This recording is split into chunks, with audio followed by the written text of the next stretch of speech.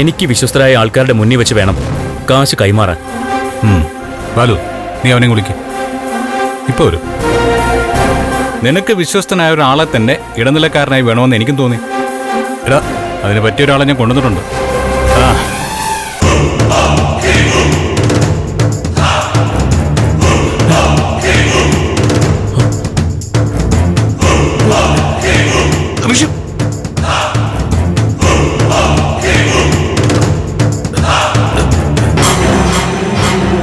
Uncle, ഋഷിമോനെ,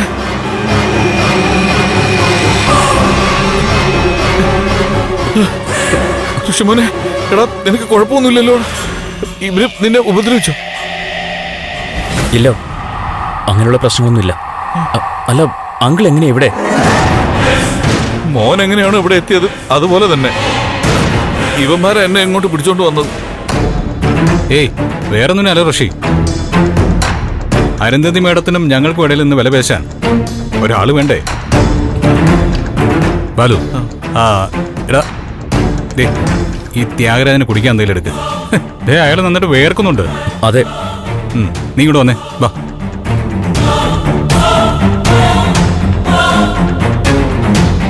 സത്യത്തിൽ ഞാൻ ആകെ പേടിച്ചു പോയ മോനെ. ഇവന്മാരെന്നെ ഇവിടം വരെ കണ്ണു കെട്ടിയാ കൊണ്ടുവന്നു. ഇത്രയൊക്കെ സ്വാധീനമുള്ള അങ്കിള് എങ്ങനെ ഇവരുടെ ട്രാപ്പിലായത്? സമയം മോശമാകുമ്പോ ഏത് ചക്രവർത്തിയും വീണു പോകും ഋഷി. നമ്മൾ രണ്ടുപേരും ഒരുപോലെ പെട്ടു. അരുന്ധതി മാഡത്തിന്റെ കുടുംബമായിട്ട് ഒരു ബന്ധം വെച്ചതിന് എനിക്ക് ഇങ്ങനെ ഒരു ശിക്ഷ കിട്ടുമെന്ന് ഞാൻ ഒരിക്കലും കരുതിയില്ലടാ. അങ്കിൾ, ഇയാൾ പറയുന്നത് വിശ്വസിക്കരുത്. കാശ് കൊടുത്താൽ തന്നെ എന്നെ വിട്ടേക്കുമെന്ന് എനിക്ക് തോന്നുന്നില്ല. ഇയാൾക്ക് മുകളിൽ വേറൊരു ബോസ് ഉണ്ടെന്നൊക്കെയാ പറയുന്നേ. ആണോ? ഒക്കെ വെറുതെ അങ്കിളെ. ഇയാൾ ഡബിൾ പ്ലേ കളിക്കുക. ആ നന്ദനെ ഇയാൾ തട്ടിക്കൊണ്ട് വന്നിട്ടുണ്ട്. സത്യമാണോ? അതെ അങ്കിൾ. അപ്പുറത്ത് ഏതോ ഒരു മുറിയിലുണ്ട്.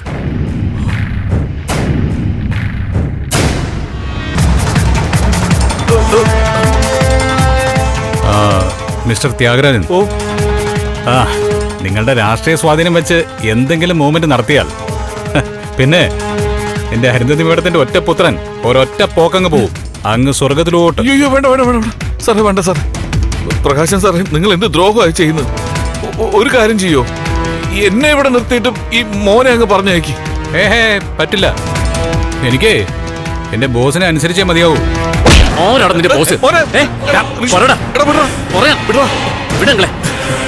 ഇവൻ നമ്മളെ പരീക്ഷിക്കാണല്ലേ?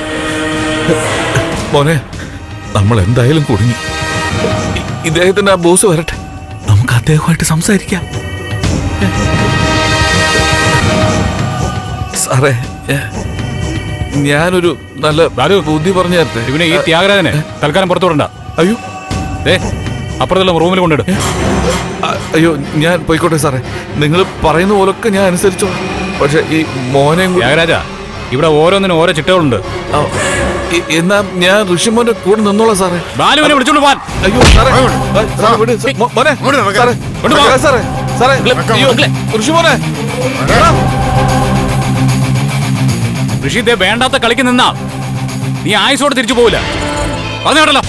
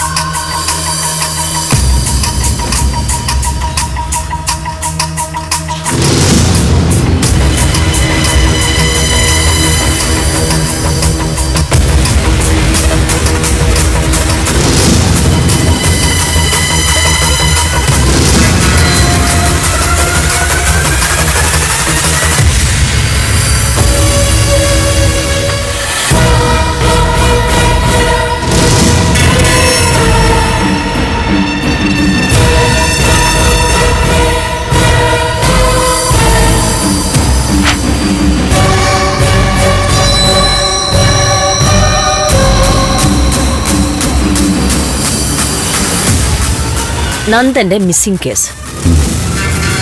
താങ്കളുടെ ഫയൽ ഞാൻ മുഴുവനായിട്ട് പഠിച്ചു.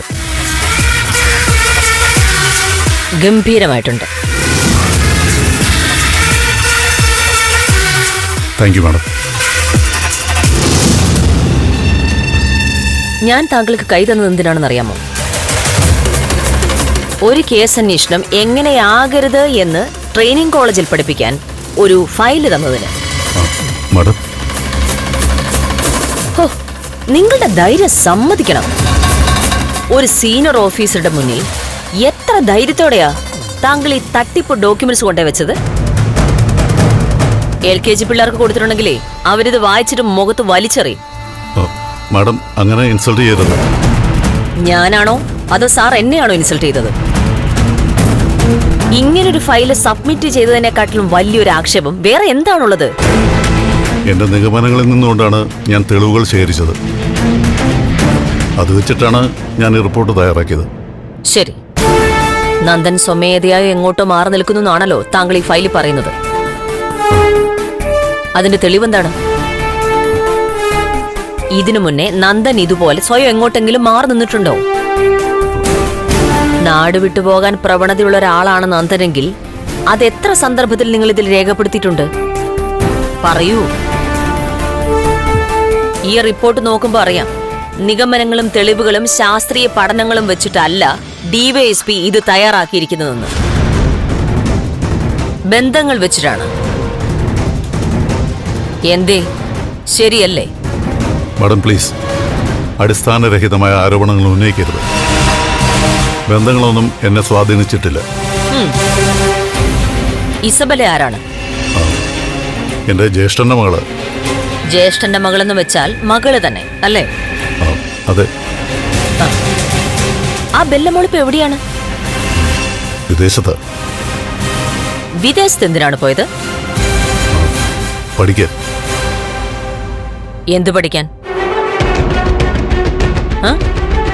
എന്തു പഠിക്കാനാണ് പോയതെന്ന് പറയൂ.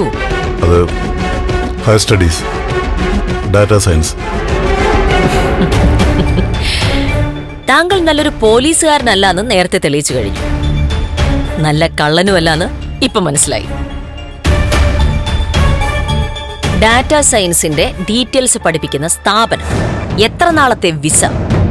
ഈ ചോദ്യങ്ങൾ മാത്രം മതി മകൾ ഇസബെല്ലയെ തിരിച്ച് നാട്ടിലെത്തിക്കാൻ.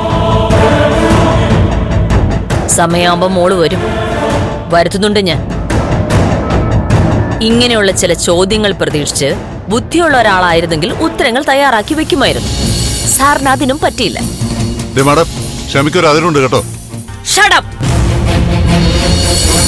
ആരോടാണ് താൻ ശബ്ദം ഉയർത്തുന്നത്? പണിഷ്മെന്റ് കിട്ടി നിൽക്കുന്ന ഒരു ബ്ലാക്ക് ലിസ്റ്റ് പോലീസുകാരനാണ് താങ്കൾ. അത് മറക്കരുത്. യൂണിഫോമിനോടൊരു ഉത്തരവാദിത്വവും ഇല്ല, മനസാക്ഷിയോട് ഒരു സ്നേഹവും ഇല്ല. എന്നിട്ട് എന്റെ നേരെ ഒച്ച വയ്ക്കുന്നു. Sorry madam, sorry.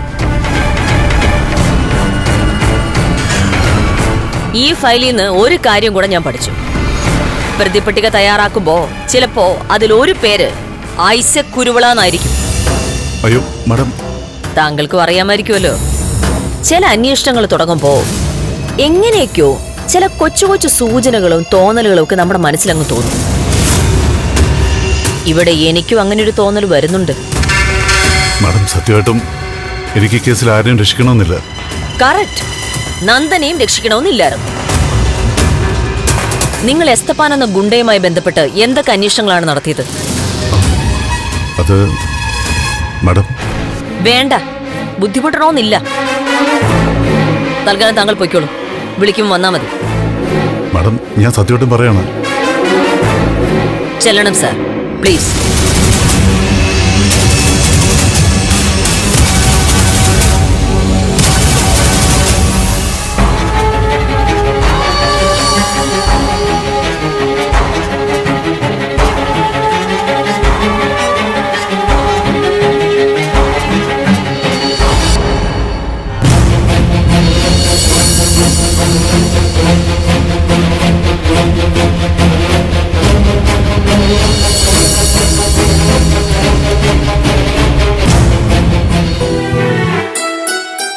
വൃത്തികെട്ട DVSP മാറ്റിന്നറിഞ്ഞപ്പോ തന്നെ സന്തോഷായി.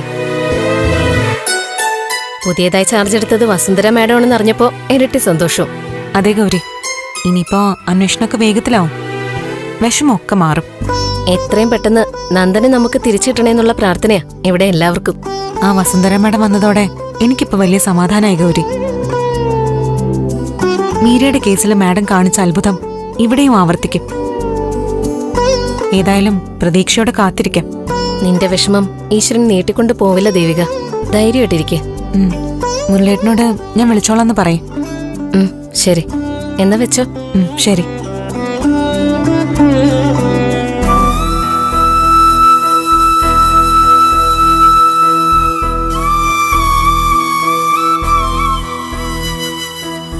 എടാ, ഇന്ന് നിനക്ക് പോണ്ടെങ്കി ഒന്ന് ബാങ്ക് വരെ പോണം. അന്നെടുത്ത ലോണിന്റെ ബാക്കി എത്രയാന്ന് ചോദിക്ക്.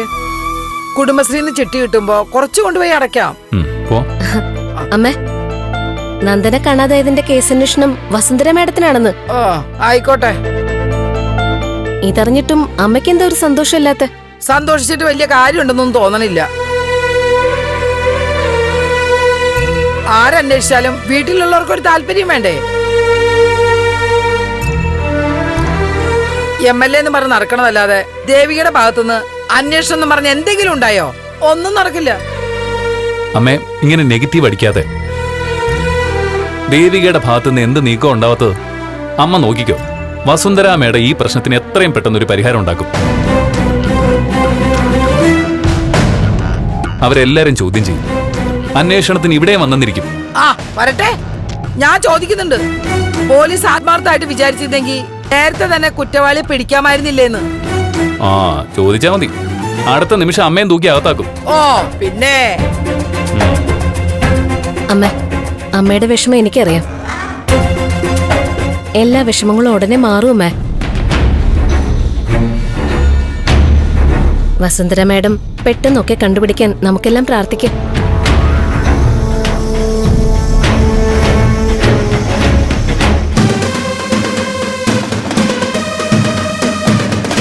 എന്താടാ, എന്താ അത്യാവശ്യമായിട്ട് കാണണമെന്ന് പറഞ്ഞത്? അങ്ങളെ, നിങ്ങൾ ഋഷി അങ്ങ് ഉപേക്ഷിച്ചോ? എന്താ നിങ്ങൾക്ക് അവനെ വേണ്ടേ? നീ എന്താടാ മോനെ അങ്ങനെ പറയുന്നേ? അവനെ കാണാതായിട്ട് നാളെ എത്രയെന്ന് അറിയാമോ? കണ്ടുപിടിക്കാനായിട്ട് നിങ്ങൾ എന്തെങ്കിലും ചെയ്തോ? അരുന്ധതി ആന്റി ആത്മാർത്ഥമായിട്ട് വിചാരിച്ചിരുന്നെങ്കിൽ എന്നെ അവനെ കണ്ടെത്തായിരുന്നു. അങ്ങളെ, നിങ്ങൾക്ക് അവനെ വേണ്ടായിരിക്കും, പക്ഷെ ഞങ്ങൾക്ക് അവനെ വിട്ടുകളയാൻ പറ്റില്ല. ഉടൻ തന്നെ പത്രത്തിൽ കൊടുക്കും. ഞങ്ങളുടെ കൂട്ടുകാരൻ ഋഷിയെക്കുറിച്ച് ആർക്കെങ്കിലും എന്തെങ്കിലും വിവരം കിട്ടിയിട്ടുണ്ടെങ്കിൽ അറിയിക്കാൻ പറഞ്ഞിട്ട്. അതൊന്നും വേണ്ട, നിങ്ങൾ അബദ്ധമൊന്നും ചെയ്യണ്ട. എടാ റോഷ, ഇത് ഞങ്ങൾ കൈകാര്യം ചെയ്തോളാം. ഇതാണ് ദേഷ്യം വരുന്നത്. നിങ്ങളായിട്ടൊന്നും ചെയ്യേയില്ല, ഞങ്ങളെ കൊണ്ടൊന്നും ചെയ്യിക്കേയില്ല. ഞങ്ങൾ അവന് വേണ്ടി വലിയ ക്യാമ്പയിൻ തന്നെ തുടങ്ങാൻ പോവാ. ക്യാമ്പയിനോ? അതെ, കേരളത്തിലെ എല്ലാ സ്റ്റുഡൻസിനെ പങ്കെടുപ്പിച്ചുകൊണ്ടുള്ള ഒരു വലിയ മൂവ്മെന്റ് ആയിരിക്കും അത്. നോക്കിയേ, അവനെ കണ്ടെത്തുന്നത് വരെ റാലികളും സമ്മേളനങ്ങളും നടക്കും. നിങ്ങൾ അങ്ങനെയൊന്നും ചെയ്യരുത്. നിങ്ങൾ പറയുന്നത് പോലെ ഒരു മൂവ്മെന്റ് ആരംഭിച്ചാൽ അത് അവന്റെ ജീവനെ തന്നെ ബാധിക്കും. റോഷ, ഇപ്പൊ ഒന്നിനും ഇറങ്ങി പുറപ്പെടണ്ട. അങ്കിള് ഞങ്ങളെ പേടിപ്പിക്കാണോ? ഞാൻ സത്യമാ പറയുന്നത്. അവന് വേണ്ടി ഇങ്ങനൊരു നീക്കം നടത്തിയാൽ ഗുണത്തേക്കാൾ ദോഷമാ ഉണ്ടാവാൻ പോകുന്നത്. കാരണം കാരണം ഋഷി ഇപ്പൊ ഒരു ഗുണ്ടാത്തലവന്റെ തടവിലാണ്. ഇപ്പൊ എത്രയും അറിഞ്ഞാ മതി. അങ്കിളെ നിക്ക്. ഗുണ്ടാത്തലവന്റെ തടവിലോ? അതേത് ഗുണ്ട? അങ്കിള് പറ, ഞങ്ങൾ അങ്ങോട്ട് പോവാ. വേണ്ട വേണ്ട വേണ്ട, നിങ്ങൾ വെറുതെ പ്രശ്നം ഉണ്ടാക്കരുത്.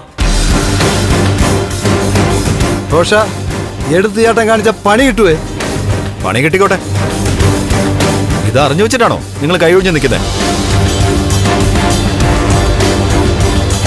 അങ്കിള് ഗുണ്ടയുടെ പേര് പറ.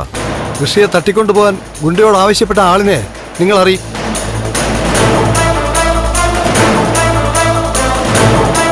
ഞാൻ പറയാം. ആരാ? MLA ദേവിക. ദേവികയോ? ഇല്ല, ഞങ്ങളത് വിശ്വസിക്കില്ല. അവരെങ്ങനെ ചെയ്യൂ? ദേവികയുടെ ഭർത്താവിനെ കാണാനില്ലല്ലോ. ഋഷിയെ കാണാതായതും ആ നന്ദനെ കാണാത്തതും തമ്മിൽ എന്തെങ്കിലും ബന്ധമുണ്ടോ? അതിനെക്കുറിച്ച് വ്യക്തമായിട്ട് അറിയില്ല. പക്ഷേ ഋഷി ദേവിക നിയോഗിച്ച ആൾക്കാരുടെ കസ്റ്റഡിയില്ല. അങ്കിളിനോട് ഇതാരാ പറഞ്ഞത്? പറഞ്ഞത് ദേവിക തന്നെയാ. അരുന്ധതി മേഡത്തിനോട് നേരിട്ട് തന്നെയാ പറഞ്ഞത്. പോലീസിലോ പുറത്തോ അറിഞ്ഞാൽ ഋഷിയെ പിന്നെ ജീവനോടെ കാണില്ലെന്ന് മുന്നറിയിപ്പും കൊടുത്തിട്ടുണ്ട്. അതാ ഞാൻ പറഞ്ഞത്, ഋഷിയെ അന്വേഷിക്കാതിരിക്കുന്നത് മനഃപൂർവ്വമല്ല, അവന്റെ ജീവൻ അപകടത്തിലാകാതിരിക്കാനാ. അല്ല ഇനിയിപ്പോ എന്ത് ചെയ്യാനാ അരുന്ധതി ആന്റിയുടെ ഒക്കെ തീരുമാനം? മാഡം എന്ത് ചെയ്യണമെന്ന് അറിയാത്തൊരവസ്ഥയിലാണ്. നമുക്ക് തൽക്കാലം ബഹളമൊന്നും വേണ്ട, ക്ഷമയോടെ കാത്തിരിക്കാം. ഋഷി തിരിച്ചു വരും, അതുറപ്പാ. എന്നാ ശരി.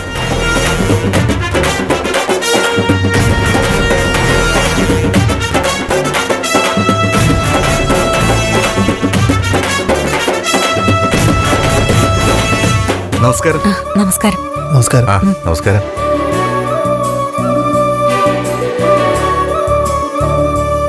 ഇന്നത്തെ മീറ്റിംഗ് നന്നായി. മോൾ ഇത്തരം കുടുംബയോഗങ്ങൾക്കൊക്കെ പങ്കെടുക്കണം.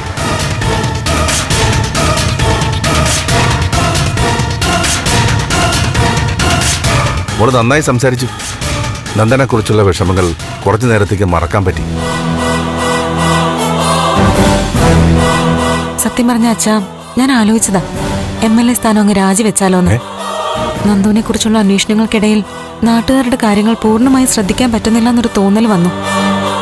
അങ്ങനെയൊന്നും മോള് ചിന്തിക്കണ്ട. നന്ദനെ ഉടൻ തന്നെ കണ്ടെത്തും. ദാ സിദ്ധാർത്ഥനുണ്ടല്ലോ കൂടെ. അതിന് നമുക്കെന്താ? ഇനി കാര്യങ്ങൾ വസുന്ധര നോക്കിക്കോളുമല്ലോ. വസുന്ധര മാഡം അന്വേഷണം ഏറ്റെടുത്തതോടെ ഒരു ധൈര്യം കിട്ടി.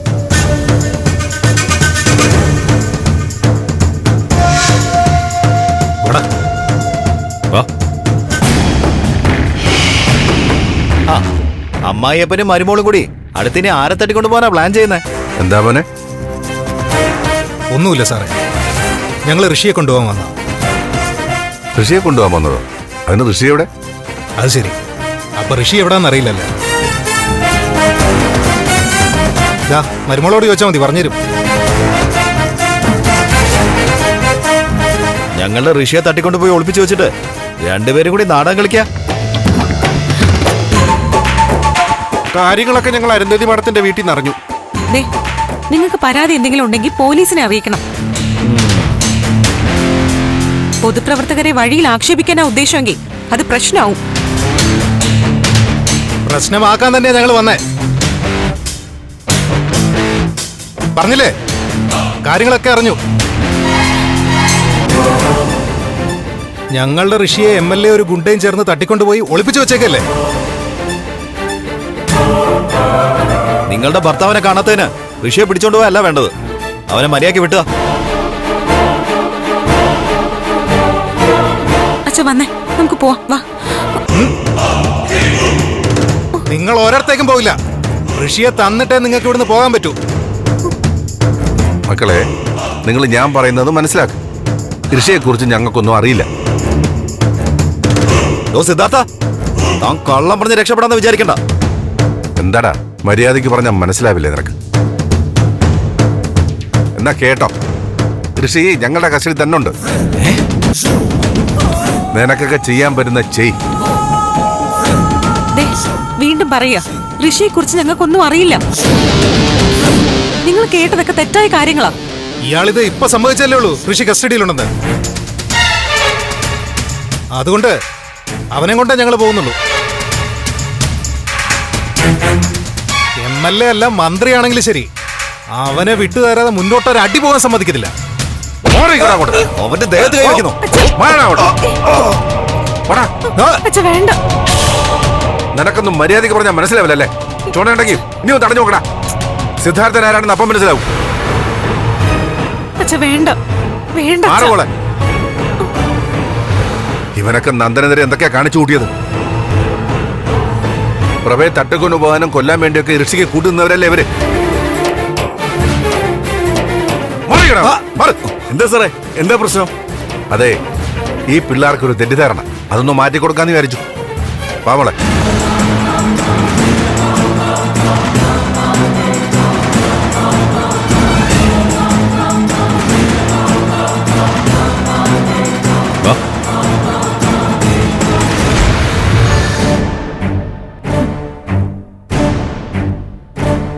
ചേച്ചി, കാര്യങ്ങൾ കൈവിട്ടു പോവാണല്ലോ. എന്ത് കൈവിട്ട് പോകുന്നു? നീ പേടിക്കണ്ട, ഞാൻ നോക്കിക്കോളാം. അതല്ല ചേച്ചി, ചേച്ചിയാണ് ഋഷിയെ മാറ്റി നിർത്തിയിരിക്കുന്നതെന്ന് ആ ഋഷിയുടെ കൂട്ടുകാർ പറയല്ലേ. അരുന്ധതി മാഡം വഴിയായിരിക്കും അവരതറിഞ്ഞത്.